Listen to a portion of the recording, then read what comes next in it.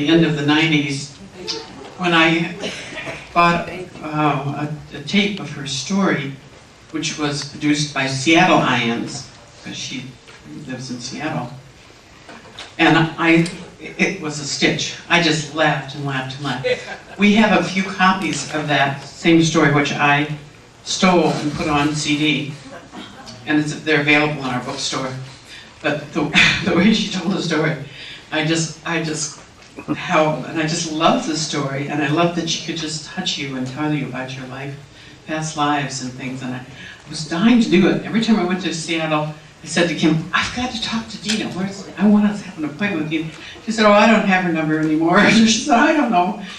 She's too busy, or, whatever. She gave me an excuse every time. So finally, it was Virginia Beach. And I managed to have a little 20-minute snip session with her and line her up to come to Chicago. And this is her third time here. She was here 4 or 5 years ago, first time, or maybe it was 3 or 4 years ago. But we had such a waiting list of people to see her, we only had her 2 days, that I brought her back in 07 for how many days? 5 days? 5 days. And we booked every appointment with still an enormous waiting list. And I thought, oh, we've taken care of things because we had 5 days. Well, we've got her only for 2 days this time, and I have a waiting list of about 35 people. And obviously, we'll have to bring her back again sometime, but her readings are just stunning. They are always so resonant with who the people are today, and you know that this is real. There's no way to get around it. And anyway, she has a wonderful story to tell, and we don't get tired of hearing it. Please give a warm welcome for Deana Chase-Moore.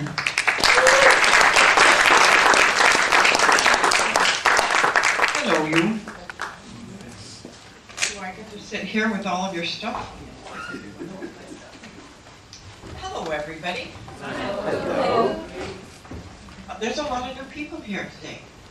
That's good. New people is good. As Diane said, I come from Seattle. Tell me if this is too loud. Oh, fine. Okay. Look, I'm trying to find out where it works best. Here or here? Okay? There. We'll see what we can do. I was born a long time ago in Missouri, and I didn't grow up there. I grew up in California. It may say on that yellow sheet. Grew up in California just before the war, and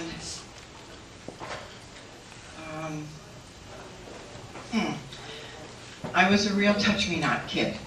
I have a Capricorn moon, and I was always hiding in the corner, like, please don't touch me, please don't touch me. I have a great big family, and they all are kissy-huggy, and never liked that growing up. It occurred to me after I got to be like 30, why I didn't like being touched. As a very small child, 2 or 3, my grandmother, when she touched me, when, grandmas are like that, when she would touch me, I would see the Civil War around her. And she wasn't old enough to have been alive during the Civil War. So it was a terrible feeling. It's hard to explain to a very, very young person what war is like. They don't understand those awful smells. They don't understand the loud noises and the moans and groans of the people dying. So it was just easier for me not to let her touch me. My Uncle Roy, when he would hug me, and I was the first grandkid, so I got lots of attention. And I would see the First World War around him when he would touch me. That was even worse because there were awful gas-like smells from the trenches in France. He was not old enough to have been alive in the First World War. So these things, it was easier for me as a small child to not let people touch me than to see pictures in my mind when they did. But it became a habit of not letting people touch me growing up. I had children. Intellectually, I knew that children need a certain amount of hugs and kisses and touches and cuddles. So I made myself do that because I knew my children needed that. But it didn't come second nature to me. It was hard. Then, after a divorce and a remarriage, my second husband informed me one day while I was thinking about looking for a job that there was an advertisement in the newspaper saying massage. This was before it became really standardized to a school and certification. It says here, no experience required. So I applied, but I argued with him for a long time first. I said, you know how I am. You know how I don't like people to touch me. Do you think I would make a good one of those when I don't like being touched myself? He said, it doesn't matter. You're going. So I did. I applied. My boss said, here's an oil bottle. You rub it on, you wipe it off. I said, come on, there's got to be more to this than that. Apparently not for him. But anyway, I did that for a while, and I had to work at this new thing. The first night I came home from work, and my husband, who was a coroner's investigator, by the way, not many people understand the human anatomy better than he did. He was in his Altogether waiting for me and said, come and show me what you learned today. So I went and got the baby oil bottle and I rubbed it on and I wiped it off. And he said, take your damn clothes off and lie down here. I'm going to show you what you need to do. 5 o'clock in the morning, we're both exhausted, and I said, I'm going to bed. You can't teach me anymore tonight. I'm full. It went from there. Because I found out from him, before they had pumps to pump blood out of bodies when people died, they had to massage the blood out. And I went, whoa, who knew? I became a massage. I hesitate to say therapist. I can't in Washington because I'm not licensed there. But I did massage for 30 years, along with reflexology. And that helps a lot. Reflexology, some people, like my earlier self, are skittish about being touched on their person, but they'll let you rub their hands or feet, and that's okay. So that's what I do. But the first time I saw, I digress. We're talking about NDEs, right? First one of those I had was in 1967. I'm old. I am allowed. 1967, I had peritonitis, which is gangrene of the insides, for those of you who don't know. My physician gave me medication to localize the infection, and I went in for surgery. The doctor said he was going to surprise me and everyone else with what he laughingly called a bikini scar. No, an inside job. That's what he was going to do first. No scar on the outside.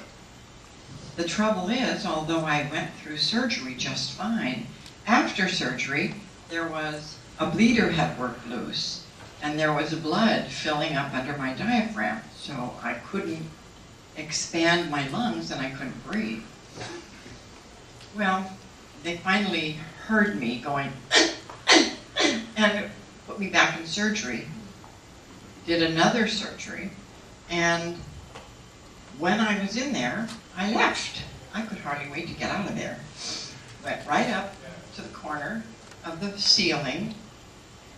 I don't know how many of you understand what you do with all the hospital shows on TV now. The bodies are so draped, you can't tell who's in there. You don't know. I didn't know that was me they were working on. I only knew that I got out of there and I left. So I hear the doctors and the nurses talking to each other. They chat a lot.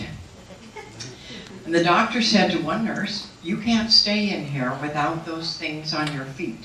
They're like sock-like things. They go over their shoes. So that was one of the things that they were surprised later that I knew about. Because the doctor said, "You were out. You couldn't have heard me say that to the nurse." I said, "Yeah, I was out. I left." And when I left, I went up to the ceiling and I looked at what was going on down there. I couldn't find anything interesting to see about it. I didn't know who it was, and I was bored. So I left even further. Then I found myself in what some people describe as the tunnel. I couldn't see tunnel stuff. I couldn't see the sides of the tunnel. It was just a huge, almost like a airplane hangar. It was so huge, you can't even imagine. There was a light at the end, and there were bunches and bunches of people walking all in the same direction that I was walking. I kept looking around to see if I knew any of these people. They were moving at different rates of speed. Some were almost running, some were barely dragging, some were almost crawling. There were all ages, all colors, all kinds. There seemed to be no set criteria. I didn't know I was dead. I didn't know they were dead. But I was curious about who was there with me. On those walking sidewalks, I thought I was walking like this, but I was moving much faster than I was walking.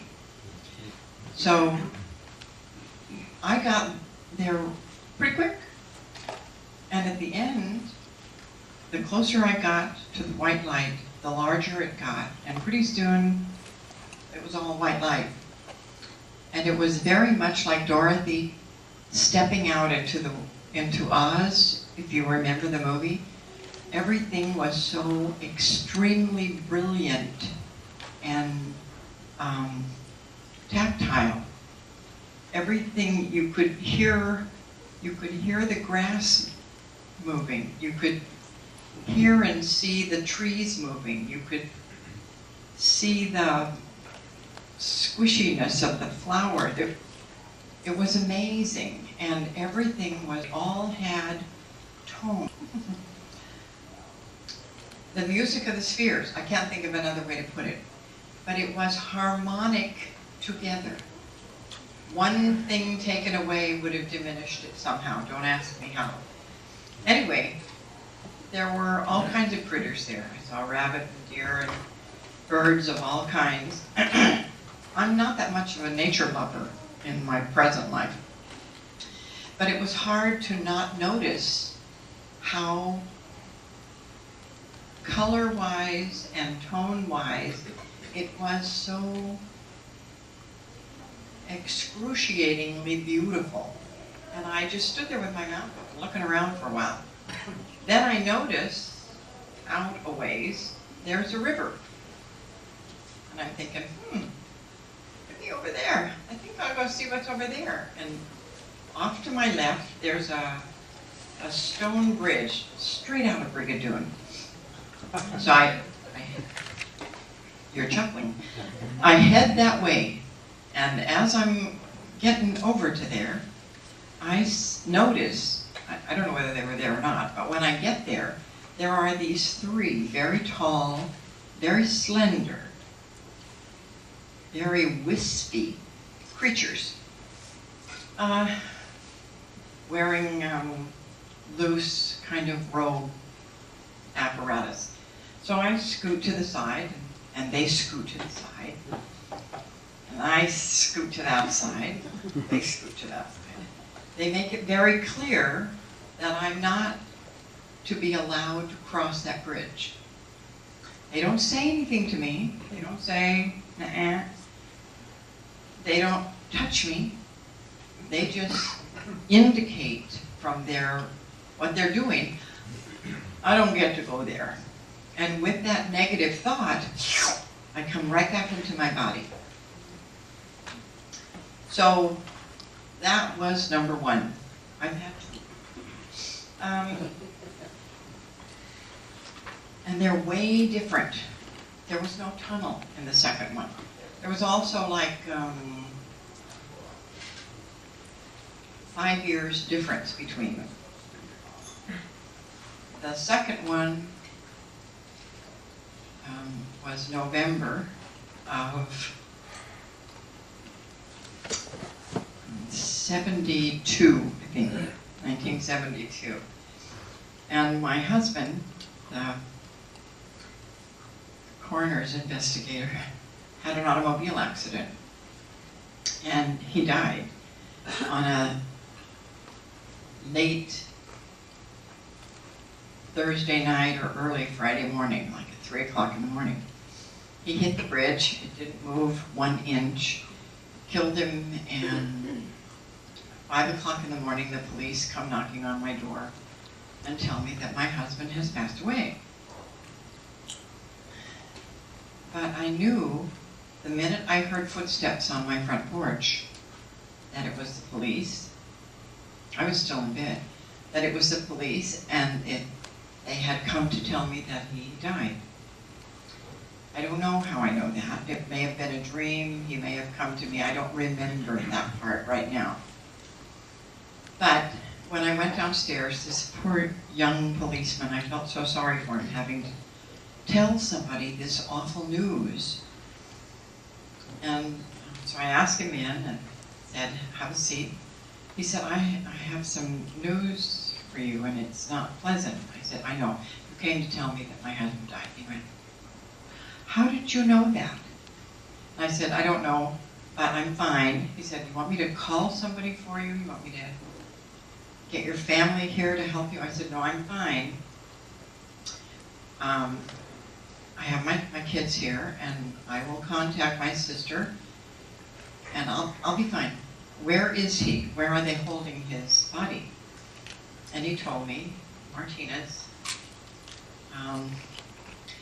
So I said, I'm sure you have other things to do. Thank you very much for taking the time to come yourself instead of a phone call. He said, no, we're not allowed to do that. We need to see people. Sometimes people have heart attacks when we tell them awful news like this. So we need to be there in person. I was grateful. I finally shooed him out the door. And that was Friday morning early. I went to Martinez. Excuse me. I didn't need to make the identification, but worked for the Oakland, Alameda County Sheriff's Department, Coroner's Department. So they had someone go there to make the identification. They were afraid that his identification had been stolen, and so they wanted to see if it was in fact one of their employees. It was, and his brother also made the identification, but something in my mind said, I have to go and see that body to see if it's really him. Just my peculiar personality. And when I got there, which was about 6 hours later, I was in such a hurry to get there.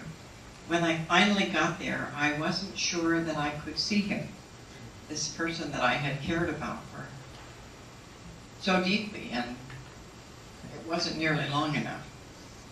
And so I'm standing there, running this scene through my head, and I had long hair at the time, and it wasn't white, and I was wearing a scarf around my head, rolled up.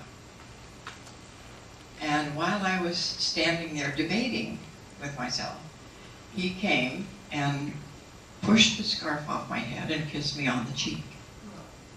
And I said, okay, honey, if you're not in that body, I don't care what it looks like. So I was able to go in. They hadn't finished the autopsy, so his skin wasn't all the way it belonged, but I recognized his hands, No one could have hands like that but him. Anyway, that was easy enough done because I knew he wasn't in there anymore. And it's like taking these clothes and burying them. Well, Bud and I had all kinds of conversations about death and dying over the years because it was his business. He said, you handle live bodies and I'll handle the ones that don't have any life anymore.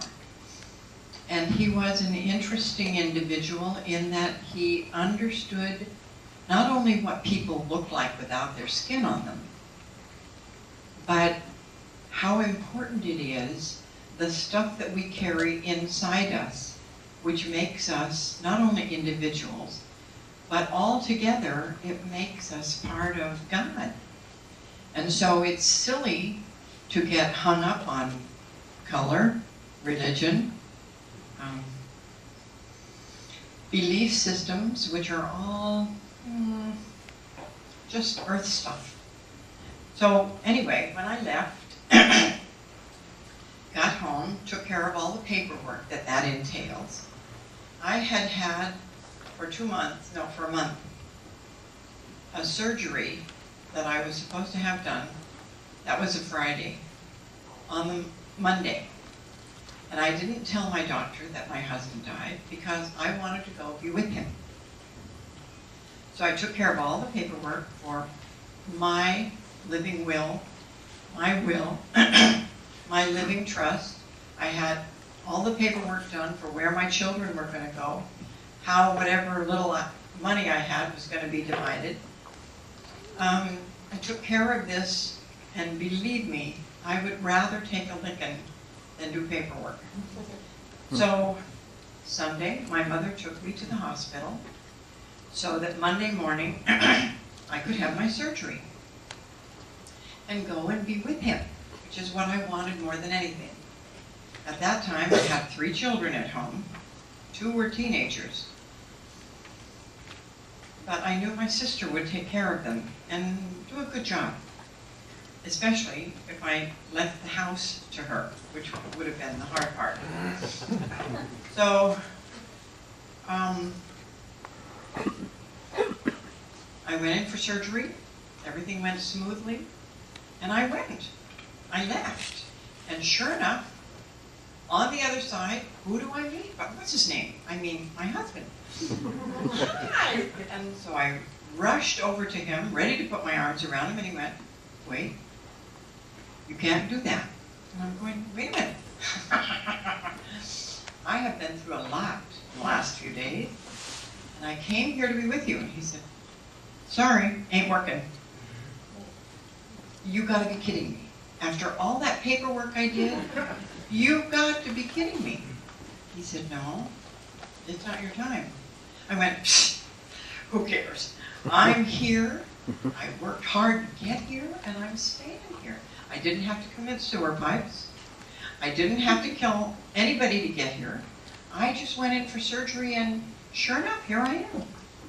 He said, honey, you can't stay here. I went, no, you don't get it. I said, honey, you can't, it's not up to me. Right now, it's not even up to you. Because your contracts, you got lots of stuff to do yet. Okay, tell me what it is, and then I'll go and do it, and I'll be right back. He said, it doesn't work like that. I said, just tell me what I need to do. I'll do it. I'll be right back. Give me a week. He said, you just refuse to get this, don't you? Then tell me why I can't stay. He said, I can't because you haven't had enough life experience yet. If I were to tell you that you're going to be talking to people in an auditorium in Chicago, there's no way I would have believed him. No way. Because I hadn't done enough stuff in between to make me be able to be here and talk to you people. I hadn't lived enough. I hadn't hurt enough. I hadn't shared enough. I hadn't been enough of a person. to have done that. So of course I couldn't have understood him. But I was still arguing with him. I was really upset. And finally, he said, okay, as a last resort, I'm sure this was his last resort.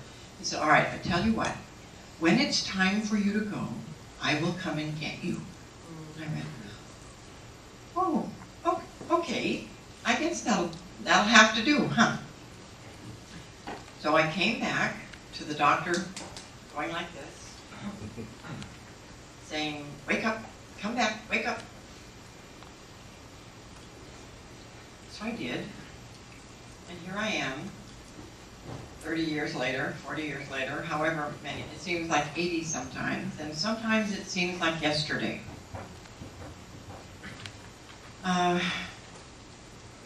What I learned since then is how to rub on people, how to work on people, and most people want to be validated. They want to know that they weren't here for nothing. They want to know that what and who they are is important, even if it's only to the dozen or so people who are really close to them. We don't know how what we say and do impacts other people. That we don't know till we get on the other side. We see the people we live with and we're grateful. We see our friends and their families, if we're lucky. And trying to keep it straight, just trying to do the best you can every day. It sounds really simple, doesn't it? But the doing is the hard part. And it's funny that we take on a body to learn the lessons that a body teaches us. All of our senses. When we take on the body, it's those very things that keep us from learning those lessons, because we get bogged down in, oh, that tastes so good, and it smells so good, and it feels so good. We forget to learn the lessons, and we just enjoy the sensations of them. Well, we're all here, and until you learn your lessons, you're going to be here. So I say, hi, how are you? Since then, rubbing on people, their lifetimes appear to me. I don't know how. But the first time it happened, I almost dropped my teeth. I was rubbing on some nice young man, Cancer Leo cusp, sweet little round face with sandy hair and freckles. And I was working on his right leg. He was laying on his stomach, and I was rubbing away, and all of a sudden, his calf. Hello, how are you? His calf just disintegrated under my hands, so that this nice rounded calf just kind of went down to bone with skin stretched over it, really taut. And I grabbed hold of it with both hands, and when I stopped rubbing on him, he raised up a little bit and turned around to look at me, and he said, Deana, what's going on back there? I said, just a minute. Just a minute, I'll be right with you. And he didn't look like that anymore. He had a long, thin face and a black goatee, black hair, and very swarthy skin. And then the pictures started coming in it. They're kind of jerky, kind of like an old silent movie. So I could see him in my kitchen in Spain. It would have been 1500, something like that. He wasn't royalty, but he was aristocracy. And he had this funny leg that it was crippled, been that way since birth, and he would just kind of drag it around with him, and from time to time he'd lean back on it. I could see him wearing a Spanish doublet and hose, and so I guess I must have been saying these things to him, because after a while he said, you know, Spain's the one place I always wanted to go. And I went, okay. You're maybe late 20s, early 30s, and I have a teenage daughter, and she idolizes you, and you tease her and tell her that you're going to wait for her to grow up to get married. Truth is, you didn't marry that lifetime. Truth is, you had a bunch of ships, and on one of them, going to the New World, on the way home, it sank, and you drowned. And he went, that's why I don't go to Spain now. I am absolutely terrified of drowning. He said, I don't take baths, I take showers. I don't swim, I don't go anywhere in water above my ankles. So when I hear this feedback, I'm going, ooh, okay. He was a really interesting young man. He brought back gold from the New World for my husband, who was a goldsmith at the time. And I remember, it would have been before this, before my working on him. I was in a store one day, running through there, almost literally, and my head just jerked around to this table with a lot of junk jewelry on it, and most of the stuff I wear are real stones because I like the energy of them. But this set of earrings, and I don't wear earrings either, but I had to have them. And I found out after that that my husband had made a pair of earrings for me, just like that, on the birth of our daughter, and it had all 3 of our birthstones in it. So I love confirmation like this, and I wondered why I had to have them. Afterwards, I knew. I've done a lot of past life readings, done them since Bud died. I've talked to people a lot about being alive and being almost alive and being not alive at all. And most people are confused. Their religion, and I'm not going to narrow down on any one, I'm going to say all dogmatic religions have what? Dogma. And you can really get bogged down in that stuff. But every single one of them was created by mankind, not God. He makes no specifics about that. He's mostly interested in who you are in your heart. Doesn't matter what titles you have, doesn't matter what color you are, doesn't matter who you've been in another lifetime. It just matters who you are now and that you do the best you can every day. So,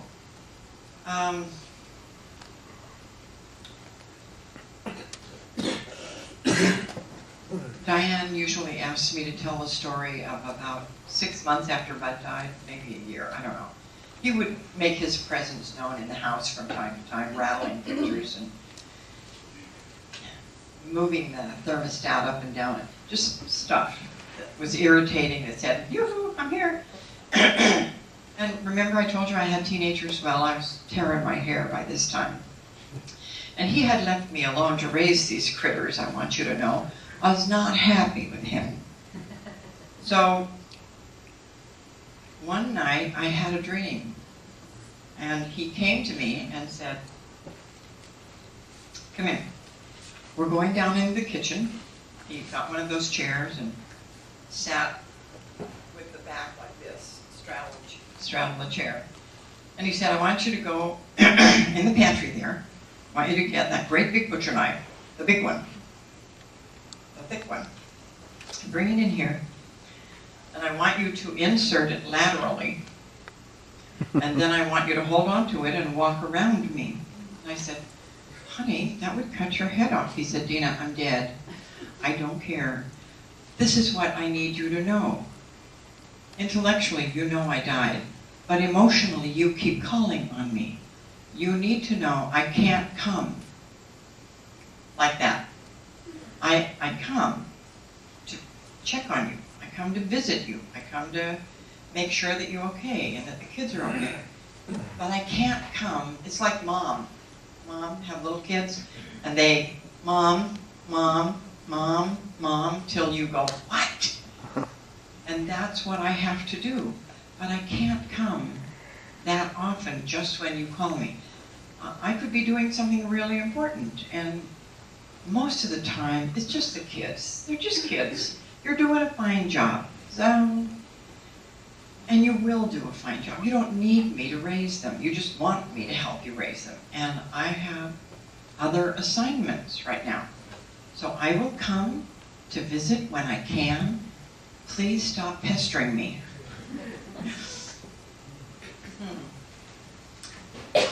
So, Diane, where are you? Is there something else you want me to say to them?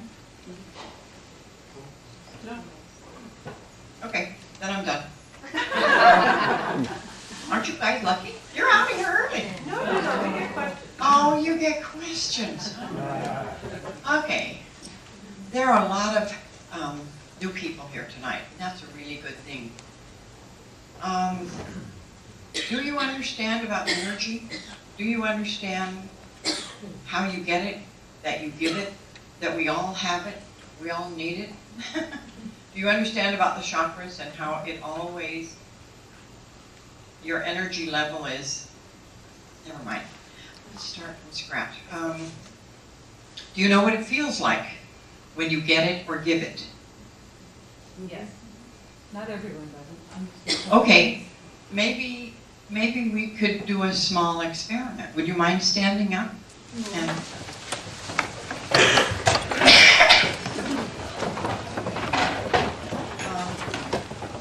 some of this is going to be hard if it's not close enough that you can almost touch other people.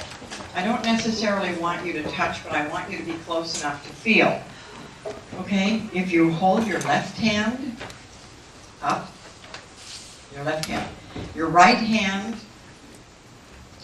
okay, I want your right hand over his left hand. I don't want it to touch, but I want it to be close enough. Well, it's just going to go like this with the two of you.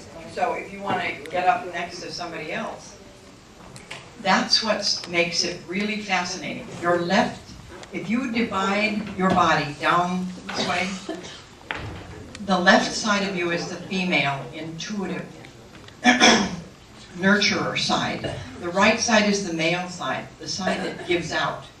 So when you do that, and it doesn't have to be with other people, it's just that you can feel it better when there's somebody next to you.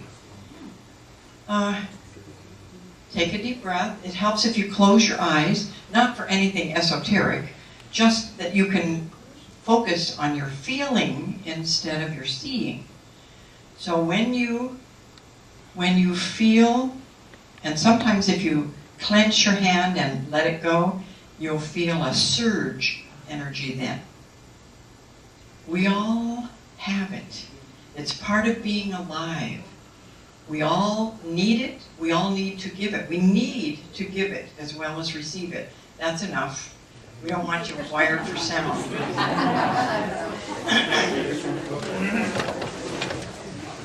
But we are critters that require other critters. And when you understand this, and that to do this and not share is mean and small and not godlike at all. So to be willing to give out, I mean, it's always easier to give from a full cup. Do you know what I mean? When you're full of stuff, it's really easy to give.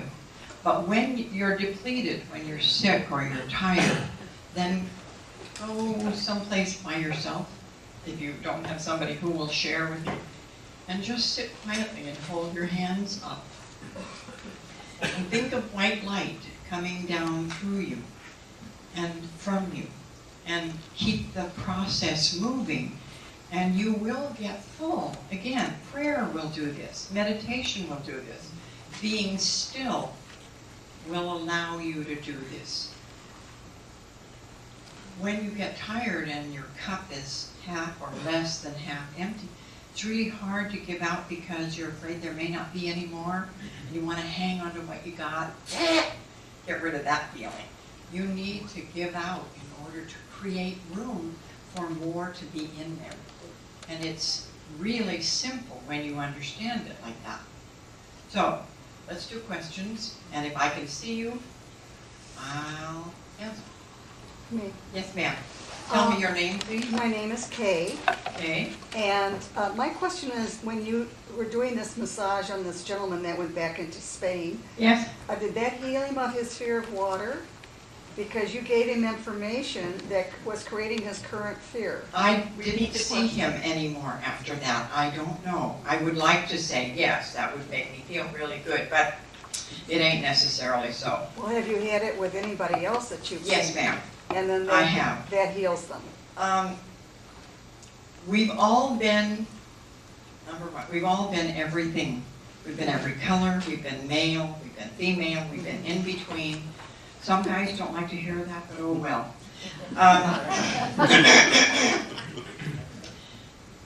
We've all died lots of times. Every different way you can die, we've been there. We've done it. It's miserable to have to go through, but it's part of we choose to be in the body. We've chosen our parents, we've chosen our children. Mostly the kids choose us, but when you die, whatever, I can remember being burned as a witch several times. I can remember dying, and I was scared of water for a long time. It took me till I was 35 till I learned to swim. Because I had to remember that that was then, and this is now. My lessons come really hard, because I'm a really stubborn person. Yes, sir. You talked about being young and being, when you touch, you could see things. Mm-hmm. I remember when I was very small, I was probably 2, 3 years old. What I remember is that I didn't necessarily have to touch anyone, but if I was generally in the area of someone, I was picking up all kinds of weird, and I couldn't stand any touch. I couldn't stand to be touched at all. I was Leo. but my experience has been not necessarily even having to have to touch someone, but and I get images or pictures of houses, rooms, things, or Those are from another lifetime. All children, I don't care what color they are, till the age of 7, remember other lives. After the age of 7, when the fontanelle closes really tight, then they remember stuff their parents taught them, and they forget the rest of it, unless something happens to make it real to them again. But most little children, just listen to them. They've got the strangest stories. The first time I remember my son doing that, he was, I don't know, maybe 4. And I took us for an outing on board, we lived in San Francisco at the time, on board the Balclutha, which is an old whaling vessel. My son was up the rigging like a monkey. I had to jump to catch his ankle. He was so fast. I grabbed him and pulled him down, and I said, "What in the world are you doing? Don't scare me like that." He said, "Mother, I do this every day." I said, "You do not. This is the first ship you've ever been on." He still loves ships and the sea, and he's a great swimmer. I had to teach my children. Sorry, honey, can't answer right now. I had to teach my children early how to swim because I knew I couldn't save them. So I started from the time they were 2, teaching them how to swim. I knew how. Intellectually, I knew that you move your hands like this, you move your feet like this. I couldn't make mine do that in any rhythm at all. But he's since, now he's 50, or thereabouts, but he still remembers my pulling on his ankle. He doesn't remember how fast he was up that rigging, but all children remember other times. And ask them, when they're playing pretend, ask them, who are you talking to? What does she look like? Or what does he look like? Or is that, who is this person to you? They'll tell you. They have great repertoires. But most parents think the children are seeing imaginary people. Sometimes they are. Sometimes they're seeing their spirit guide. And we all come in with at least one that is assigned to us this lifetime. They usually hang over your left shoulder because the left side is more receptive than the right side. Is more what? Receptive. The female side of us is more receptive than. Now, there are instances, my guide comes on both sides. He does this to me until I pay attention to him. He drives me crazy. And sometimes I just don't want to hear him. But I especially am grateful when I'm driving. And he always knows, he'll say, turn left. Okay, I used to say, why? You don't have time to ask questions, just do it. I'd find out there was an accident down there that to avoid it, he's making me go this other long way around. Or there was a fire, or the street was flooded, or all kinds of stuff. I stop asking those questions. Now when I get that feeling, I just do it because I've learned to trust him, but it wasn't easy. But Raymond's a really good guy. And we get one from birth to death. We have others come as we need them. As we learn what we need, like from any good teacher, they linger for a while. They teach us what they can, what we're willing to assimilate, and then they move on to somebody else. But most people have an entourage of 4 or 5 people around them most of the time. This place is full. Look around. Can you see? Maybe you can't see people sitting in what looks like these empty seats, but you can see aura. The place is just jammed. And it usually happens at INC. It happens at church too. If the music is really good, or everybody has their aura up, then it kind of blends. And it makes the most beautiful mist-like quality. Kind of a hazy atmosphere. Did I answer your question? Oh, good. Did I answer yours? Absolutely. Thank you. Yes, ma'am.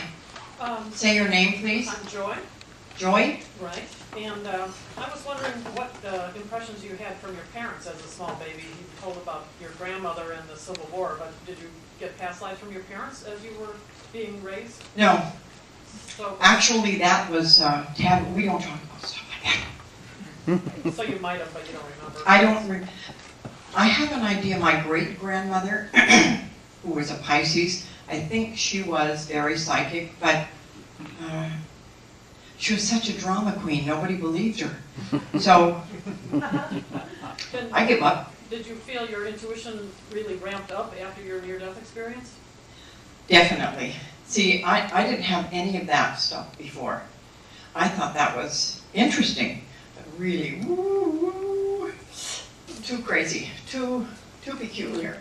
And my kids, my poor children, they didn't know what to do with me. Their friends loved me.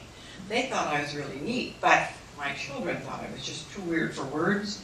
And most of the time they just, be quiet, don't say stuff like that. Now they're coming around, but they're 50. Yes, ma'am. I do have a couple questions. Tell me your name, please. Renee, Renee?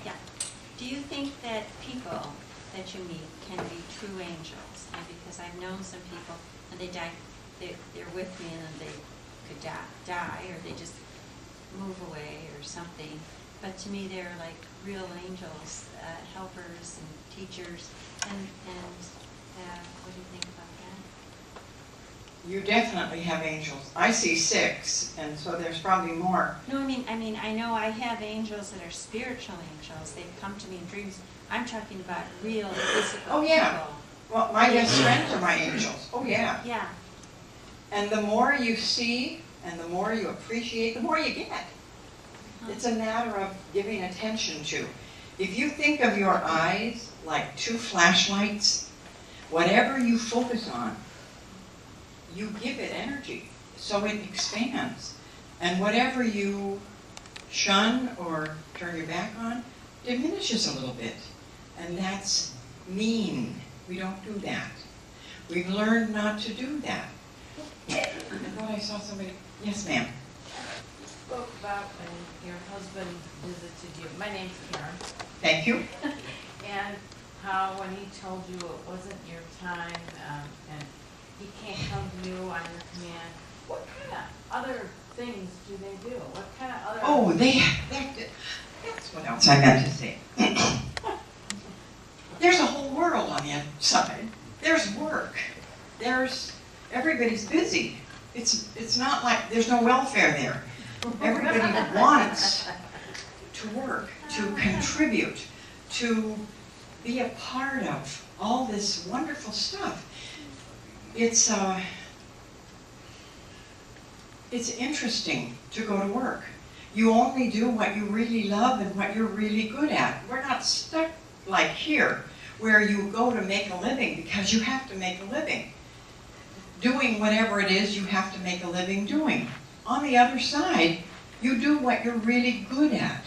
And they forget to tell us that here when we're growing up. They forget to find out what we're really good at. We have, what's that called? Aptitude tests when kids are in school, but they don't cover nearly a part of it because they don't understand that it's an inside job. You do what you love. That expands everything. When you do what you have to do, you go home exhausted every day because you're having to put out all this time and energy, and you feel like it's not being appreciated, it's not being valued, it's not being who you are, and it doesn't help you grow. It makes you smaller. That's why people get sick, because they don't have this flow of energy and good stuff going on every day. They have to wait till Sunday when I go to church or come to a wonderful place like this. But it's there, and you create it. You find out what you love to do and do it. It makes you healed. It makes you whole. And that's what health usually means, being whole, as in entirely wonderful in you. And we all know that when we're children. Have you noticed how little kids are never still?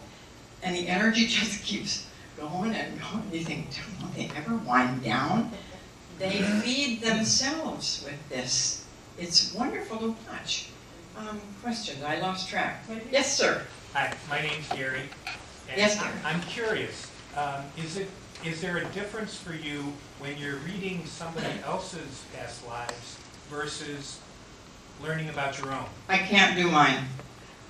I have had instantaneous flashbacks, but believe me, they're very rare. I know about 40 of my lifetimes, but no thanks to me.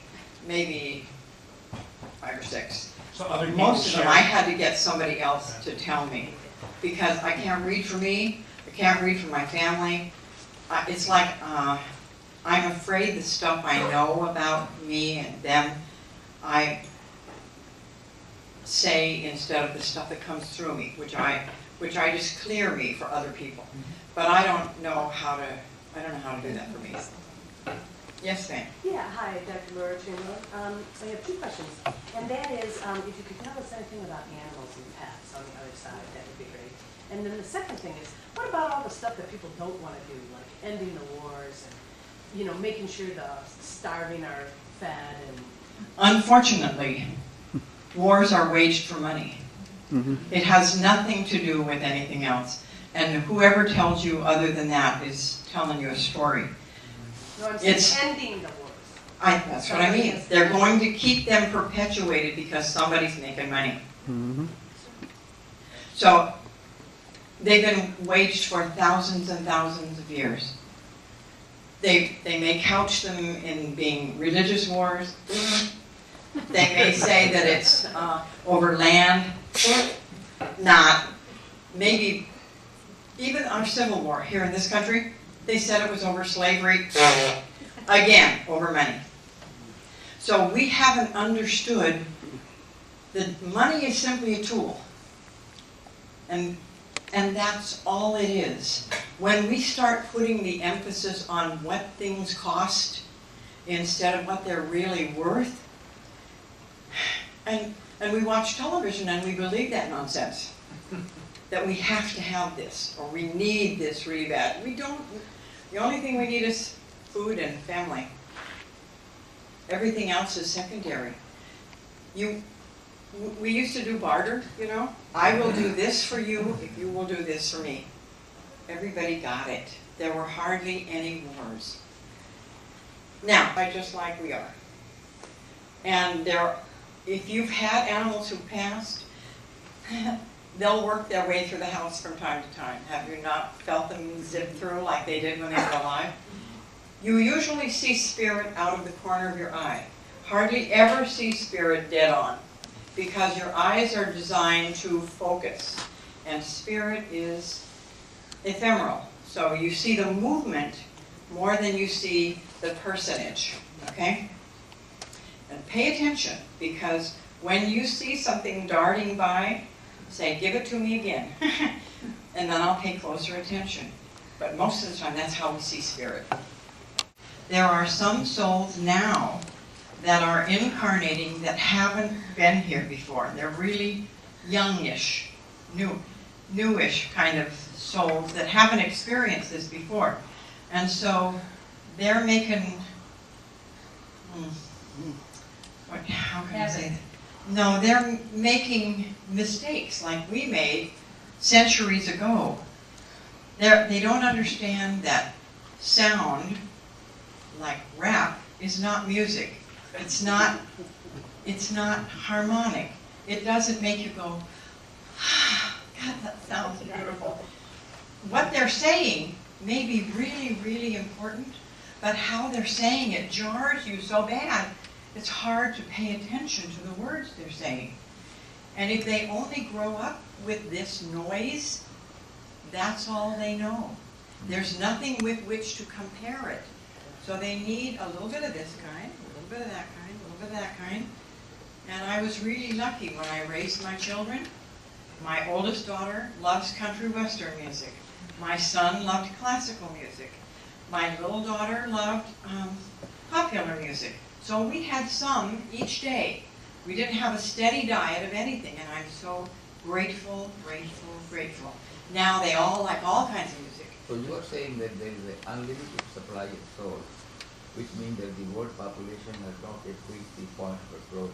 There are people dying in droves all over the world. So it's a limited amount that keep recycling. I don't know. Do I look like God? No. But we can speculate about it, you know. I could speculate about it, but it would be a speculation. And I would hate to tell you that it was true. I can say what's true for me. I don't know. Then make Yes, sure. ma'am. Would you know what's the God's name?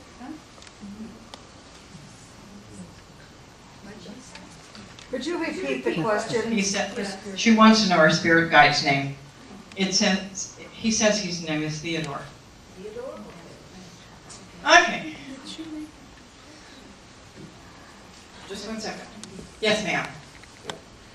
Tell me your name, please. I'm Rosalie.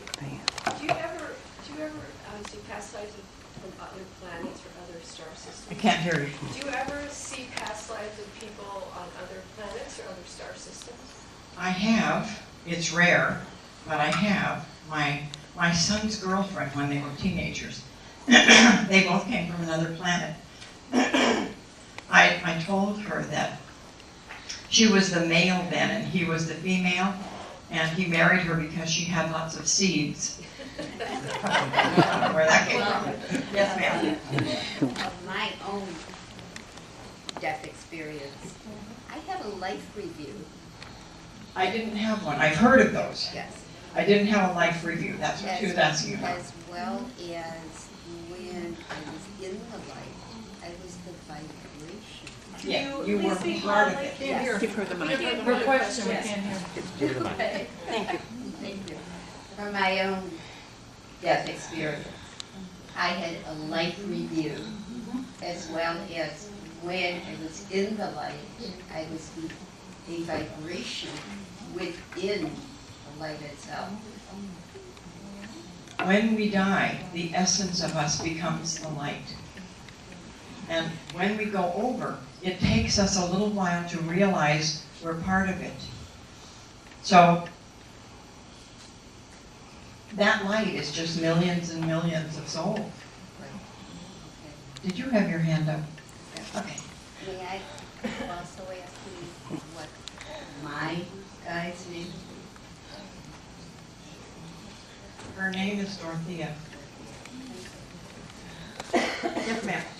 My name is Rachel. Yes, ma'am. When you do past life regressions on other people, do you sense that there's a theme in each life? Is it- Just about always.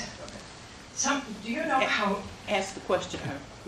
she wants to know if there's like a team of spirits.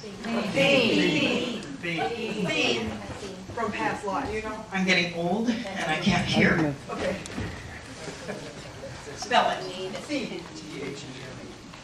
Theme, T-H-E-M-E. If you do somebody who has a past life, 5 past lives, is there a theme of victimhood or Once in a while. What I see is, sometimes, not always.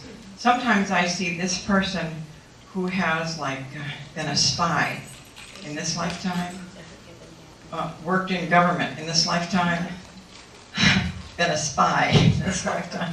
And so I see small patterns, not forever.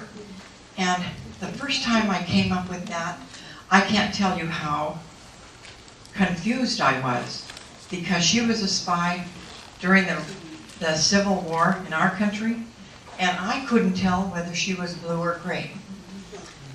And I was yammering at Raymond because he wasn't being clear to me which she was, and he said he was both. And I went, oh, okay. But it hardly ever shows up like that. It shows up a pattern sometimes till we recognize the pattern and deviate and say there's more than this. I don't have to keep doing this. But we learn our lessons one by one till we learn them. And so if it takes us 4 lifetimes to learn this, God, aren't we tired of doing this? Yes. Yes, sir. Oh, wait just a second. There's a lady over here. I kept saying, just a minute, just a minute. I can Courtney, but Courtney. And Carol. And it seems there are a lot of dysfunctional families on this side. You talk about families on the other side. Are they not dysfunctional? And somebody told me that I had a spirit guiding. That is correct. And if you have a body, you come from a dysfunctional family. It's part of being here because it's stuff we have to work out. So instead of complaining to the rest of our siblings and mom and dad and uncles and aunts and grandmas, you say, thank you for helping me work this out, because it takes a lot of time and patience to go through this garbage. Yes, sir. You know, in a couple of your statements, you've talked about, you've referenced astrological signs. I love astrology. Okay. And do you think that there's any pattern to our past lives or our current lives that really resonate with the astrological? We not only choose who we are, who our parents are, we choose what sign we come back as. because it gives us the tools to work through the stuff we're working through. Okay? Now, I'm not an astrologer, but I'm really interested in it. And more I'm finding patterns of stuff. Yeah, well, I'm still here, so I guess I'm still learning. Yes, ma'am.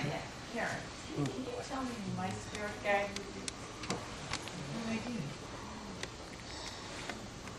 Can you stand up? I see them better if there's a lighter background behind you.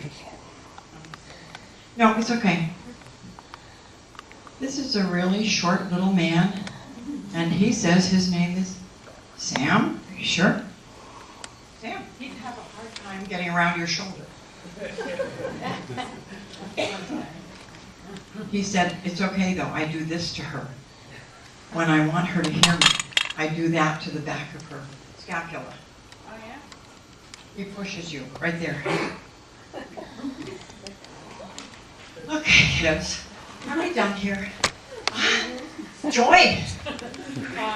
Like the question about did you see any past lives from other realms, other planets or whatever? Have you had experience of people that have had past lives as other species? The last two words. Other species, animals. Oh, sorry. I haven't. Now, that doesn't mean they're not there. It just means I haven't seen them. And remember, we can only work from what we're given, what's going on inside me. That's all I can tell you from. Just a minute. Did I answer your question? Okay. Yes, sir. Yeah, when... Tell me your name, please. Oh, sorry, my name is Jerry. And when you have your life review at the end of your life and go through whatever. Okay. When you come, it's kind of, you come in contact, a lot of people talk about coming in contact with like a dream or something that goes through the life review with you. Would that be your higher self, or would it be something else? I have heard 2 or 3 theories about that. There are some people who say that your spirit guide takes you through the life review. I've heard some people say it's your higher self. I've heard some people say Muhammad or God or Jesus or something. It just depends on what's been implanted and what you're going to listen to. Some people are atheists. They don't know about a particular religious leader. They just... I guess what I'm saying is that that's the theory, but I mean, in your opinion, do you think that even if you think you're experiencing Jesus, Muhammad, or whatever, that really what that is that veneer, but behind it is your like... I think it's your guide. Okay. That's my personal belief. Okay. Yes, ma'am. You say that we choose the family that we want to go into, correct? Yes, ma'am. What if you go into a family that doesn't want you? It's still a contract. They agreed on the other side. She asked me, what if you go into a family who doesn't want you? Those are lessons too. They agreed to do that on the other side. They may have changed their mind, they may think they don't want you, but you have to learn something from them, even if it's only an first lesson of what not to do and what not to be like. That's also a lesson. So what we need to do is thank them, no matter how miserable it was, no matter how you wish you'd been anybody else but growing up in that family, we need to thank them because you ended up being you because of it. And that's a good thing. Yes, ma'am. I'm Cynthia. Yes, And what I wanted to know in general, I guess, is, are they happy with me? Am I on schedule? I know there's like little boys. No. You have a wonderful elderly gentleman who just happens to be black, by the way. And he has no hair on top, and he has long white hair, and his name is Cyrus, and he's going like this. Because, you know, from time He to says sometimes she doesn't want to hear me, but he does that anyway. Okay, okay. Yes, ma'am. Annette. Annette. Annette. You have a very big voice, so use it. Okay. My name is Annette, and I have twin grandchildren. They're now going to be 11, so definitely there's major changes as to what it is they tell us. But when they were younger, my grandson said he had his blue aura, and he was an indigo crystal child. And my granddaughter said she is a crystal child. And these are the new children coming to the earth plane. Will what it is they've come to do be something that they again will recall? The indigo children and the crystal children are new, that they've been trained on the other side. We need to give them all the help. If there's a transition in this world, they're the ones who are going to bring it. We need to give them every possible leg up, love, lots of love, lots of opportunities to ply their craft, and when they say stuff, we need to listen. We don't always have to believe them, but we have to try to believe them, okay? Because they've come from another Great place. wisdom. Yes, ma'am, they do come with great But wisdom. today, now that they're going to be 11, Mhm. they don't want to discuss anything. See, when they were They're supposed to be younger, quiet for the when next they- 7 years Oh, about what they're doing. Because at this time in their lives, they're gonna be susceptible to a bunch of negative stuff. Okay. So they need to keep this contained till they get old enough of a majority Okay. to where they can actually make stuff happen. That was a genuine flash. Thank you very, very much. Yes, ma'am. Just like everybody else, I'd like to know who my spirit guide is. Are you sure you want to know what Marjorie looks like? I think she was your great-great-grandmother, Oh, and she's very proud of you. She said you need to take better care of your health, however, or you're going to be very sick in a few years if you don't. So start paying really close attention. I should. I thought we were done. I'm having a good time, in case you can't tell. Yes, ma'am. I just wanted to know if you knew what was going on with people who have Alzheimer's disease, if there's anything you could tell about Repeat the that. question, please. Alzheimer's. A lot of this is food. Not all of it, but a lot of it is food related. Something they're eating that's not good for them? Something that they're eating too much of that they don't need any of. It's a combination of the synthetic sugars and synthetic, I'm not able to hear him correctly. It's, part of it's reverse, part of it's the water, the chemicals in the water. There's several, there's, just a second. Let me hear it correctly, or I can't say it correctly. There are several contributing factors in this, and the medical profession hasn't looked at them yet. They're still trying to medicate it instead of understand it. So if they would take blood samples and compare what makes up the blood in like 150 or 200 of these people, they would find interesting similarities and would be able to do research on that. But right now, it's hard to talk to them about stuff that isn't medicine. Is there something that they could tell us to avoid, or that we should avoid, eat, or drink? Water? Some of the water we're drinking is not pH balanced correctly. and it aggravates the stuff that we're not supposed to be eating. So it's like a domino effect. There's plenty of research.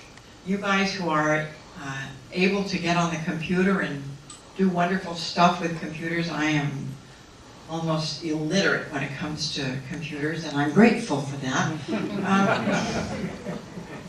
Because I'm still working on people. But you can find lots of research on corn syrups, synthetic stuff. Synthetics are miserable stuff.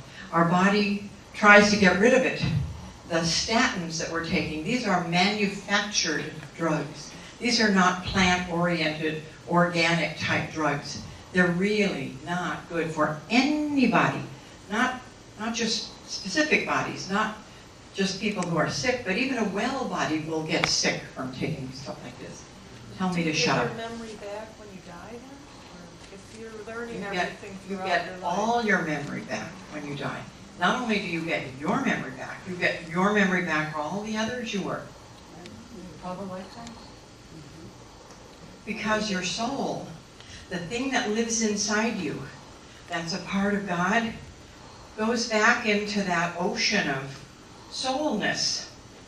And each time you get a lifetime, that's why some people think there have been like 85 Cleopatras or 23 Napoleons, because when they went back into the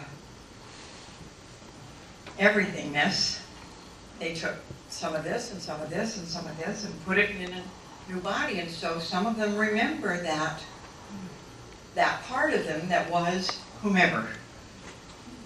Does that make sense? No.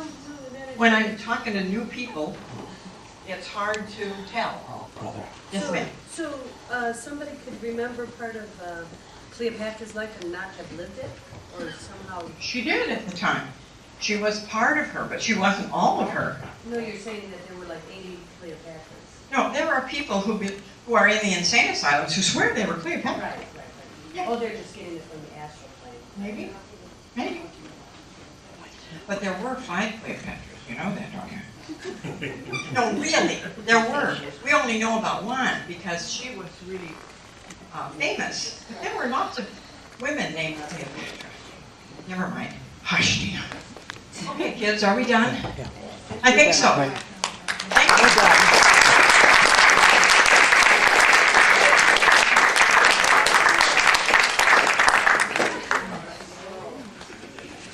What a gift. So those of you who have appointments, we'll be seeing you in the next couple of days. If you have an appointment and you haven't yet paid for it, you better do it before you leave, or you'll lose it. We've got a waiting list of 30 eager people, 35 eager people to take those spots. So we will see you next month. Stephen Damroth, who killed his brother, whose brother killed him. Go backwards here. Whose brother killed him with a butcher knife 4 times, and he lived to tell about it. He had an intensive near-death experience, and he's totally forgiven his brother. It's a wonderful, powerful story of love.